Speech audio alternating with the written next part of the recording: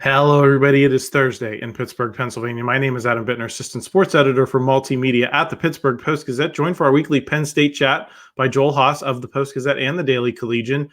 Joel was reporting live from Beaver Stadium this past weekend on Penn State's narrow victory against Bowling Green. Probably not what a lot of folks were planning on. So we're going to break that down a little bit and kind of spin it forward and talk about what that game means in the context of the 10 games to come. Joel, how are you?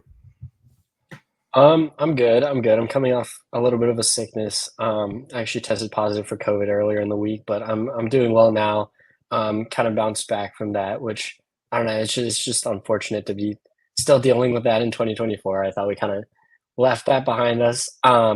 But unfortunately, finally caught up to me. I got it for the first time this week. But over that, and it wasn't too bad, so I should be good to go. But yeah, excited to get back to it. Congrats on dodging it for that long. That must be the college student immune system you got going there. I think I've had it 3 times. So, and hey, at least you got the bye week to recover. So, all right, let's get into it. Before we do, just want to thank our sponsor for this episode of the podcast. It's Voodoo Brewing Company, State College. Enjoy world-renowned craft beer, delicious cocktails, and our almost famous lobster rolls at Voodoo Brewing Company, State College Pub, located right off College Avenue and Route 322 at 201 Elmwood Street, State College.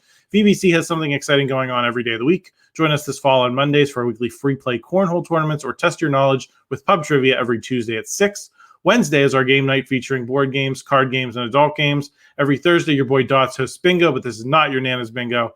Saturday, we have your Nittany Lions and college football on all day. We finish off Sundays with our brunch paired with Steelers, Eagles, and Red Zone coverage. Can't wait to see you at the VBC State College Pub. Thank you to them. All right, I think the big headline for me, and I think for most people, Joel, was the way the defense played on Saturday. I've been playing a decent amount of this college football game since it's come out, and one thing Jesse Palmer and David Pollack say in the commentary all the time is it's not about the X's and the O's, it's about the Jimmies and the Joes. And that was kind of my big takeaway from watching that game. It just seemed like Penn State was getting beat physically in that first half and, kind of into the second half. And it didn't seem like the fix is vastly better play calling or anything other than they've just got to be more physical. Was that your takeaway? And what was the takeaway from, within the locker room? Yeah, I think I tend to agree with you. First of all, I do want to just give some credit to Bowling Green. They do have a very good offense. I don't think anyone expected them to obviously have that much success against Penn State, but Connor Bazelak, a 6-year quarterback, veteran guy who's got experience playing at 2 different Power 5 programs. You got Harold Fannin, who's in the running for one of the best tight ends in the country. They've got a solid run game as well, and their guys just kind of went out there and made plays, especially to start that game. So I think a lot of the credit does go to Bowling Green. I think they kind of overperformed what people expected them to be, and I think that plays a big role into it. I think they'll be a lot better than people expected them to be this year, and they'll probably push for a MAC championship. But that being said, Penn State's still a tier above, or arguably a few tiers above, in terms of talent, facilities, coaching, everything like that. And so to have a game that ends in a 1-score difference, it's a little bit startling. And, going back to your question about kind of what went wrong for the defense, we've heard a few different excuses from Franklin. There's a few things that he listed, and then Tom Allen had a few different ideas, and some of the defenders had a few different kind of ideas on really what went wrong there. I know Kobe King kind of talked about effort a lot. He said guys just weren't really putting in their full effort. I think coming off a big win on the road at West Virginia, maybe getting a little complacent coming back home into Beaver against the MAC team. They didn't necessarily get up for that game. And I think they were able to play a lot better in the second half after they kind of woke up, only allowing 3 points in the second half and very low yards per play. But we heard a few different things from Franklin specifically. One of the things he mentioned was just the depth. I saw that they actually had, out of every Big Ten team who, the Big Ten starting last year introduced the policy where you have to release an availability report 2 hours before the game. And if you go through all of them, Penn State had the most players listed as out of any Big Ten team last week. So that certainly plays a role, but they weren't missing any starters. It was mostly, second, third string depth guys. So that doesn't play too big of a factor. I think the one player that does make an impact is Kevin Winston Jr., who left in the second quarter of the game with an injury, didn't come back, was not there at practice this week.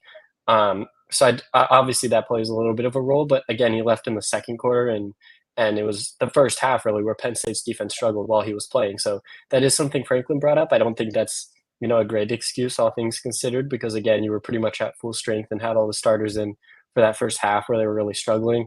We heard that the players getting dragged physically. I mean, there was how many runs too? Just simple runs where you had 3-4 guys that it would take to take down, Bowling Green's back, and credit to them, but that's the stuff that shouldn't happen. I think it's different even a little bit when Bazelak was hitting pass after pass after pass with the quick game. Okay, I think you can live with that a little bit. You can chalk that up to strategy, but I think the preponderance of this was just, they were kind of getting dragged around by guys who were ready to play and seemed to want it a little bit more. I think my follow-up is, do you think this is an isolated incident, a real wake-up call, the type of thing that the coaching staff is going to reference all season and say, you guys better be ready for this game because this team's going to come in here ready to play and they'll beat you if you're not playing your best? Do you think this is a learning experience that Penn State's going to improve from, or do you think this is the roots of possibly a big problem that we could be talking about all season? Because I think of specifically some of those defenses in the Bill O'Brien era, early in James Franklin's tenure, that were just not great. I mean, they weren't terrible defenses nationally. They put up solid numbers, but teams were able to move the ball against Penn State much more than Penn State fans have become accustomed to. Do you see that as a potential outcome for this group through 2 games? Or do you think that this is maybe a blip that they will play more like they did down in Morgantown against most of the teams on their schedule? Yeah, I do think it's a blip. And the reason why is because you look at what they were able to do against West Virginia, which should be a pretty solid offense. They had one of the best rushing attacks in the country last year and brought back pretty much all of those guys, their 2 leading rushers and Garrett Green. And so, you look at how Penn State was able to succeed against West Virginia, and then you look at what Penn State did in the second half against Bowling Green. Like I mentioned a little bit earlier with, only allowing 3 points in the second half. So I think you can kind of look at the first half specifically of this game as kind of the blip. It was interesting. Well, we heard Franklin typically doesn't get, too deep into schematics and things like that, but he did mention that one of the things Bowling Green did that made things difficult was a lot of quick passes, things like that, which you mentioned a little bit, which made it kind of difficult for the defense for a couple of different reasons. Just trying to cover those guys, but then also trying to get pressure on the quarterback, because we know how good, Abdul Carter and Dennis Sutton are at defensive end, and Penn State had no sacks in this game, and only 3 tackles for loss. So obviously they weren't really able to get into the backfield. Part of that is just the quick game of Bowling Green, and then one of the other things that Franklin noted was Bowling Green did not substitute players on third downs. And when the offense doesn't substitute, the defense obviously can't substitute either. And so Penn State wasn't able to bring in what they call the prowler package, which is what they bring in usually on third and longs. And that's meant to kind of get more pressure on the quarterback and pass rush, things like that, bring more guys, usually blitzes, things like that. They weren't really able to do that against Bowling Green, which I thought was interesting that Franklin kind of opened up more about that. But at the same time, I kind of wonder, can't other teams just do the same thing? You know what I mean? Like more talented teams as well. You look at Ohio State, USC, Wisconsin, whoever it may be down the line. Can't they just replicate what Bowling Green did? Not subbing on third downs and hitting those quick passes. So I feel like Bowling Green was somewhat able to exploit some weaknesses in Penn State's defense that maybe kind of has given a blueprint to other teams that Penn State will face in the future. But at the same time, you look how Penn State was able to adjust in the second half and kind of shut down Bowling Green's offense and adjust. So maybe Penn State will be able to kind of learn from that and, know how to handle it better in the future. Yeah, I think a good game plan against Penn State should be 1 or 2 touchdowns over the course of an afternoon, Joel. I think it was when you get up to 27 points, that's a lot of points on Penn State's defense, regardless of who the opponent is. You can look at, most of the teams in the Big Ten, they don't score that many on Penn State in a given week. So, credit to Bowling Green for the things that they were able to do. But I think the difference between it being a 40 to 14 game and a 1-possession game is definitely more in the physicality. So we'll see if Penn State can get that corrected moving forward. Let's move to the offense, Joel. I guess this is my first question for you. We're going to get into, maybe we should get into the receivers as a whole. I think they said there was only 3 catches for Penn State wide receivers. Obviously, huge day for Tyler Warren. We'll get into that a little bit as well. And the other guys are getting involved in the passing game, so it's not just about the wide receivers, but 3 receptions the entire day for the wide receiving group. Franklin's blaming the lack of receptions for the wideouts on like low snap counts and the fact that the defense was out there for so long. But isn't part of it also because Penn State's been explosive? There have been fewer snaps available to rack up stats with. Because I think about the West Virginia game, you had the touchdown drive at the end of the half that was a couple of plays. There was a 3-play touchdown drive against Bowling Green that's sticking out in my mind particularly. Isn't that some of it's a bad thing because you're not getting the offense on the field as much, but isn't some of it also a good thing that you're not needing to make as many plays to get down the field?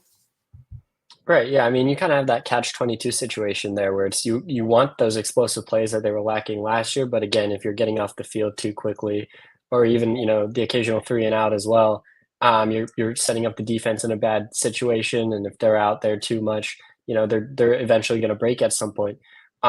So yeah, I mean, Penn State obviously more explosive plays these last few weeks than probably they had all of last season. But again, with that comes, shorter drives and things like that. I do think the offense looked good last week. I think people maybe aren't giving them enough credit because the bigger storyline is, how bad the defense looked. I do think the offense looked good, and I do think they didn't get very many snaps, which kind of plays into, the lack of production from the wide receivers. But, at the same time, 3 catches from wide receivers in that game is pretty disappointing. And that's kind of a trend of what we saw last year where, Keandre Lambert-Smith was the leading receiver, and then you go into that and you have like Theo Johnson, Tyler Warren, Katron Allen as like the next 3 leading receivers, and it's like where are all the wide receivers? So it's a little bit concerning for Penn State because you're kind of going back to what you saw at time or for most of last year, where the wide receivers weren't necessarily dependable. And Tyler Warren had a big week, so obviously some of that is a credit to him, and maybe Allar kind of found something there.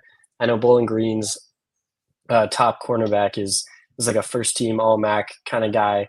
So maybe he was making things difficult for Harrison Wallace, who didn't even or I think maybe recorded 1 or 2 catches late in the game, but wasn't really involved for most of it.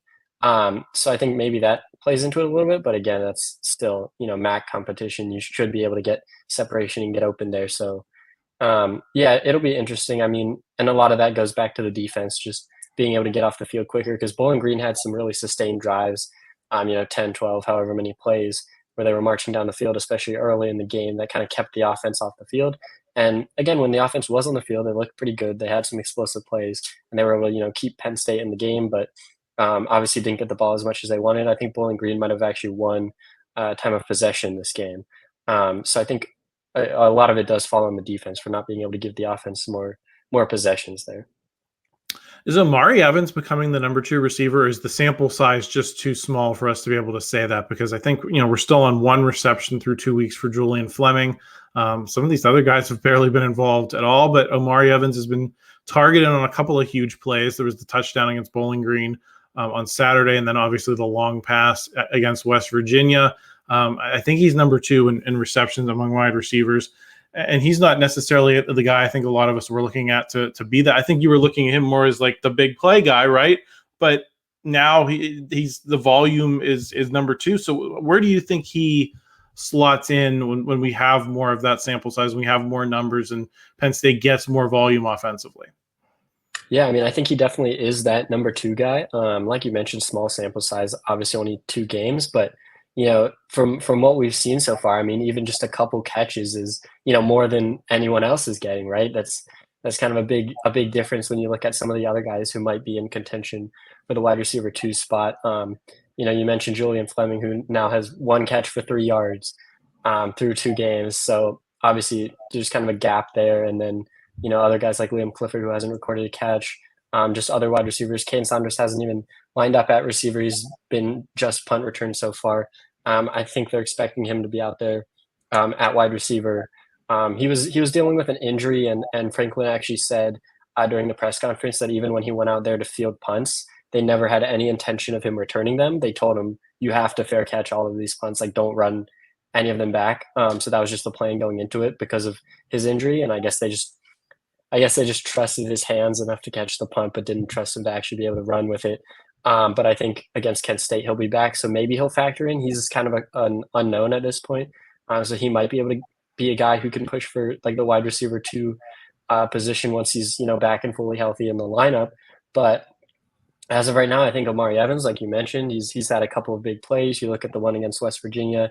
He had a big, I think, 45-yard touchdown against Bowling Green that was called back due to offensive pass interference. I saw the replay. I thought this one wasn't really. I thought there wasn't much there on him. I wouldn't have thrown the flag personally. Although you look at the touchdown he had last, or not the touchdown, but the 55-yarder last week against West Virginia, and I think maybe that one could have been an OPI. So it kind of goes both ways there. But regardless, you've seen him with the big playability. You've seen him just getting more targets than a lot of the other guys, and it seems like him and Wallace, him and Wallace are the only 2 guys that Drew really feels comfortable throwing to so far.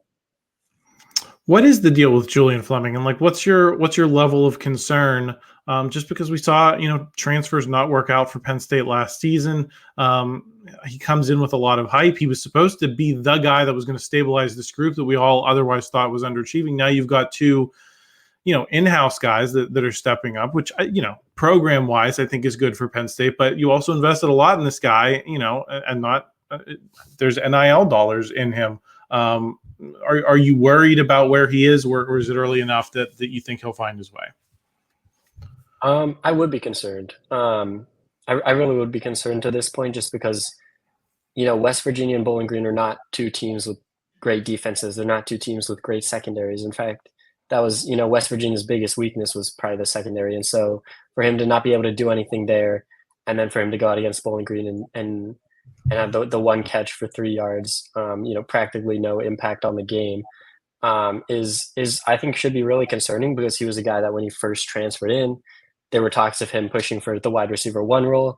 And then when Keandre Lambert-Smith enters the transfer portal, people were saying, maybe Fleming has kind of overtaken him as wide receiver 1, and he wants to, Keandre wants to get out because he doesn't like, being second fiddle or whatever. And then as kind of the offseason progressed, we heard, well, Fleming, still in contention for starter, but looks like Harrison Wallace has emerged as wide receiver 1. And then we get closer to the season, and or even in the spring game, Fleming doesn't play with I think it was the white team that had all the starters on it, and he was not a part of that team. And then you get closer to the season, you're looking at him potentially not even starting is what we're kind of hearing. And then when they go out, the first drive against West Virginia, it was Liam Clifford, who was the 3rd guy with Omari Evans and Harrison Wallace. And then Fleming still played a good amount against West Virginia, but he wasn't even, one of the first receivers onto the field. So I don't think he was officially named as a week 1 starter. So he's kind of in that like borderline first string, second string territory right now, which, considering, what the hype was when he first came in, that should be pretty concerning. The lack of production against 2 of the worst defenses that Penn State's going to face all year, I think just adds another level to that. And if he was, a freshman coming in, and maybe like a 5-star freshman, you're kind of looking at it, okay, maybe he needs some more time to acclimate. But this is a guy who's spent 4 years. This is his 5th year playing college football. He spent the first 4 at Ohio State. So, a big time program in big time moments and things like that. So you can't make the argument that he's, just inexperienced or needs some kind of acclimation period. I feel like he should be able to kind of step right in and hit the ground running. And he hasn't been able to do that, which, if he hasn't been able to do it through 2 weeks, I don't know if he'll really ever do it this season. Someone who did not have a lack of stats on Saturday was Tyler Warren. I think he's now up to 176 receiving yards on the season, which, I don't know, maybe doesn't sound like much, but when you put it in the context of recent very good Penn State tight ends who are in the NFL, who have key roles on NFL teams, Mike Gesicki comes to mind, Pat Freiermuth comes to mind. Tyler Warren is on pace to post better numbers than both of those guys, and do so by comfortable margins. Do you think how good he's been is, in terms of his share of the passing game, is sustainable? Do you look at the way he's played and say, yeah, this guy could be 1,000-yard tight end for Penn State this season, considering he's almost 20% of the way there anyway? Or do you think that as other guys get more involved, that Tyler Warren's production is just going to come down naturally and still be very good, but maybe not like, top tight end in the country in terms of production good? Yeah, I mean, I think he's going to have a great season. I think 1,000 yards is maybe a little bit too optimistic. I would take the under on that. But just as far as what he can do this season, we heard during last year's NFL draft when it was Theo Johnson being selected, we actually heard from a lot of the scouts that they liked Tyler Warren more.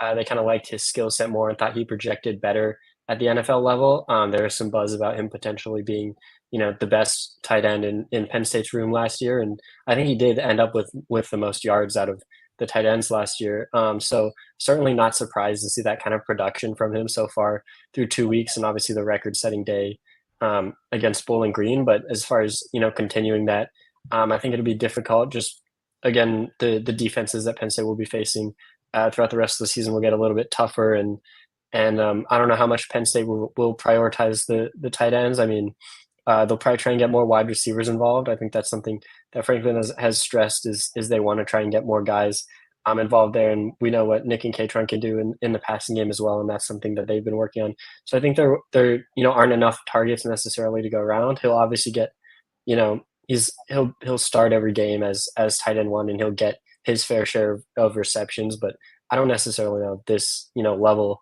is sustainable. But I do think he will have a great year. I think maybe the 700-yard range to me feels like a good guess for where he'll end up this season. Going to be interesting to watch that. Also going to be interesting to watch the rest of the tight end situation at Penn State. You already have Khalil Dinkins down because of injury. Now Andrew Rapplier is down with a long-term injury. Does this mean a lot more Luke Reynolds than maybe we were expecting to see? I mean, he's already pretty well on pace to burn his red shirt. I think that's probably going to be a certainty now. I think the question is more, how many targets is this guy going to get? How involved in the passing game is he going to be as a true freshman? If now he's much higher on the depth chart than maybe he was a few weeks ago. Yeah, it's a really interesting situation because you could argue tight end is the deepest position on Penn State's roster. At least it was heading into the season. And it's also been a position where the upperclassmen tend to be the ones earning the starts, and the freshmen kind of have to wait their time, especially in recent years with some of the guys you mentioned that Penn State has been pumping out to the NFL. And then you had this string with Brenton Strange and then Theo Johnson, and now Tyler Warren is going to be the next one. 3 straight years of Penn State sending its tight end one to the NFL. So you've got kind of these guys stuck behind them, and it's not for really a lack of talent necessarily, but like you mentioned, the Khalil Dinkins injury earlier in the season, and then Rapplier stepped in week 1, and we saw some good things from him. He didn't catch a pass, but he was effective in the blocking game and played a lot of snaps. And then we got to talk to Rapplier at media, and he was all excited about what he was going to be able to do. And then he was listed as out for week 2 against Bowling Green, and he was seen. I believe he was seen in crutches. And so then you kind of look at the depth in that room, and you've got a few other guys in that room, but yeah, I mean, like you mentioned, Luke Reynolds coming in as a true freshman. I think he's kind of established himself as the next man up. I think we will be able to see more of him. I mean, another guy in the room, Jerry Cross, who's been there for a while, I believe redshirt junior now. I feel like he's kind of been getting passed by everyone here recently. I think Reynolds probably sits above him on the depth chart. So there's certainly an opportunity for Reynolds to find more playing time here. Again, Tyler Warren should have that tight end 1 spot locked up, but with kind of some of the injuries to the depth, that tight end 2 spot is, I think, an open competition at this point. And I think Reynolds, with the talent that he has, the way he was ranked as a recruit, I think he could definitely step in and challenge for that tight end 2 role. Drew Allar throws his first pick of the season Saturday. I think last year was late October before that happened. Is it a concern for you that he's thrown a pick like that, or do you look at, and I think I'll just state my own view on this. I look at the totality of his work as a more aggressive passer, more aggressive quarterback, and I look at the body of work and I say I'll take an interception like we saw Saturday, even though it was an important spot. Penn State could have put the game away. Failed to, Bowling Green gets the ball back with a chance to potentially take the lead. I still look at the whole body of work and say I'll take picks like that over the course of the season. I know you and I talked a little bit about this on our Over Under podcast, but I'm seeing from Drew Allar what I wanted to see, and I'll live with the mistakes because I think they're just a consequence of doing the more aggressive things that Penn State's going to need to do to win big games later on in the schedule. Yeah, I mean, I think if you look at that interception in a vacuum, I mean, it was a pretty terrible throw. It wasn't really Yes. close to Harrison Wallace, so I'm not sure what he was really what he saw there. It was, I think, double coverage as well. So not really sure why he even chose to make that throw. And like you mentioned, the timing of it with a chance to kind of put Bowling Green away, they weren't able to connect on it. So a pretty bad interception in a vacuum. But like you mentioned, just with the way that the offense has been playing, with the increase in explosive plays, you're going to kind of have some moments like that. Maybe not specifically like that or as bad as that, but you do have to anticipate that there will be a pretty big increase in interceptions this year, just on the way that Penn State's playing, the way that Allar's kind of pushing the ball down the field more. So overall, I don't think it's anything to worry about, or anything like that. And he's shown, especially last year, that his decision making, he doesn't tend to make too many risky throws. Again, this one was pretty bad, but again, that's just something that's going to come with an increase in offense. And even though he's throwing that interception, he's also throwing more touchdowns. He's also throwing for more yards, things like that so far this year. So I think you definitely take that trade-off if you're Penn State. Penn State's now in a bye week. What are your feelings on this particular bye? I think it's kind of early, and then you have it going into an opponent that, they're not as good as Bowling Green. I think it was you or someone on the beat tweeted out that they're like ranked 133 out of 134 D1 programs. Kent State's bad, and Penn State should beat them pretty easily no matter what. So it seems like they don't need 2 weeks to prepare for that team. How do you feel about this bye week? Because I think this is one of the earliest byes we've seen from Penn State in some time as well. Yeah, so I believe as part of the expanded playoff, every team is getting 2 bye weeks. So they'll have another one later on in the season. I think it's after they go to Wisconsin or after they go to USC or something. But as far as the timing on this one, again, you don't necessarily need it before playing Kent State.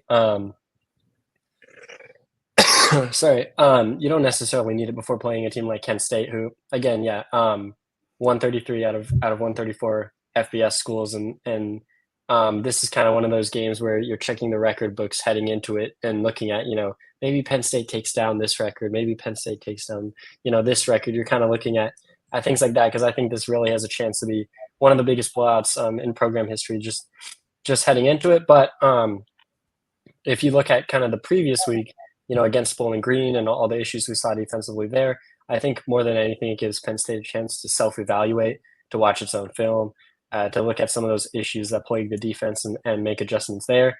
So not necessarily for Kent State, but they can kind of look ahead, and Franklin would never publicly admit that the team is looking ahead to a future opponent, but they can use this time to scout out teams like USC and Ohio State and kind of prepare for that, make plans for that. So I think it is useful just to be able to self-evaluate more than anything, even if it's not necessarily helpful for preparing for Kent State. But we've also seen in the past that Penn State has kind of struggled coming out of a bye week for some reason, because teams tend to be stronger coming out of it with your team is a little bit more healthy, some guys maybe coming back from injury, and just an extra week of preparation. Teams tend to be better, but Penn State, for some reason, under Franklin, has kind of struggled out of bye week. So, I mean, we'll see what happens there. Maybe they'll come out slow again. But I think they got kind of a wake-up call against Bowling Green, and I think they'll be able to use this opportunity to look at what went wrong, and if you're Penn State, hopefully you can fix those things and not have those pop up again throughout the year. Get you out of here on this, Joel. I know you guys got to talk to special teams coach Justin Lustig this week. He talked about Sanders Sahaydak, who has taken over the kicking duties. Obviously, he had a lot of struggles against West Virginia a year ago, misses a field goal against West Virginia in week 1 this week, but they seem a lot more confident in him this time around. What did you learn, and do you think that they view him as an asset, despite what I think are concerns about him throughout the fan base? Yeah. I mean, we saw what happened last year against West Virginia. Starts out 0 for 2 after earning the starting job, and then Alex Felkins comes in and does a pretty great job throughout the rest of the season. But heading into this year, it was a 3-way battle between Sahaydak and Ryan Barker and Chase Meyer, and we weren't really sure who was going to come out on top of that. We heard from Franklin that the three of them were within 1 or 2 percentage points of each other kicking during practice. So it was obviously a very tight race going into West Virginia. And then he misses his only field goal attempt against West Virginia. And, obviously your mind kind of goes back to what happened last year with him getting benched. And you also think about the way that there are 2 other kickers who are, very close to him from what we've heard. And, you start to think maybe he gets benched again, but Franklin goes out there and says, he'll make his next kick, he'll bounce back, he'll be fine. And he does. He goes 2 for 2 against Bowling Green. Obviously a lower pressure situation. You're at home in Beaver Stadium, and it's still Bowling Green. So it's not like a intense moment where you're really getting psyching yourself out or anything like that. But I think it's just good for his confidence to be able to knock down a couple of those field goals. But yeah, I mean, there was definitely some thought there that Penn State would go with a different kicker for week 2, but they kind of stuck with him. I think maybe that pays off. I think maybe that confidence that the coaching staff has in him, he's kind of responded to that, and he knows that he has their trust, which maybe helps him be a little bit more relaxed out there. Franklin said they've tried to kind of simulate pressure during practice, whether it's pumping in fake crowd noise or whether they're putting some kind of punishment on the line, like the whole team has to do push-ups if he misses, things like that, to kind of add that pressure to him during practice. But really, I don't think that's anything compared to what you're actually going to get in a game atmosphere. I don't think you can really replicate that kind of stress. So I guess we'll have to see, because you would hate for him to have kind of another meltdown in a bigger competition where it actually matters, because these 2 games against West Virginia, Penn State wins convincingly, and no one really thinks about those field goals afterward. But if it's in a tighter game, and the USC game, the Ohio State game, even the Wisconsin game, I think are 1-score spreads right now. And so if he's missing kicks against those teams, you kind of wonder what's going to happen with him mentally, what's going to happen with Penn State.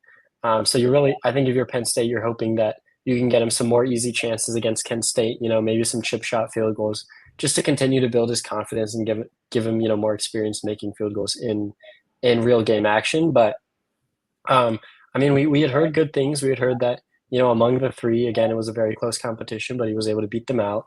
And actually, Lustig yesterday said that he feels comfortable kicking from about 60 yards out is kind of his maximum range. Now that varies if there's wind against him or rain or whatever it may be. There's other factors that can kind of go into it, and it's a game by game basis. So they'll send him out there and he'll kick in both directions against both field goal posts pregame, and then they'll kind of decide this is the max range for the day. But it does sound like he has a big leg, and the staff kind of likes what he was able to do. In terms of accuracy, he was the highest out of the 3 kickers, not by a wide margin, but still came out on top there. So, I mean, it sounds like he's been able to perform during practice. It'll be interesting to see if he can stay more consistent during actual games now, because, now that he's actually kind of gotten the monkey off his back and, made a field goal at the college level, maybe that takes the stress off him and maybe he's able to, have a great season from here on out. But again, that is, I think, kind of an underrated storyline to monitor just moving forward. Because if he misses another kick, then Penn State kind of has a decision to make. Not like a 55-yarder, but if he misses something under 50, then you kind of have that decision to make, knowing that you have multiple options there who are within a few percentage points, who could step in and replace him. So. Yes, definitely a situation to monitor. But Joel, I'm going to let you go. Thanks for grinding it out here. I know you're not feeling your best, so we appreciate you hopping on today. Everyone else, please make sure you stay tuned later in the week. We're going to have the North Shore Drive with Christopher Carter on Friday. Plenty more from the Steelers locker room. I'll be back with Paul Zeiss on Sunday afternoon after Steelers Broncos at Mile High. So make sure you subscribe. Make sure you like this video if you enjoyed it. Help us out in the YouTube algorithm. Always helps, especially this Penn State podcast, because it tends to get buried a little bit in all the Steelers content. So we appreciate any support you can offer, and we will talk to you again next week.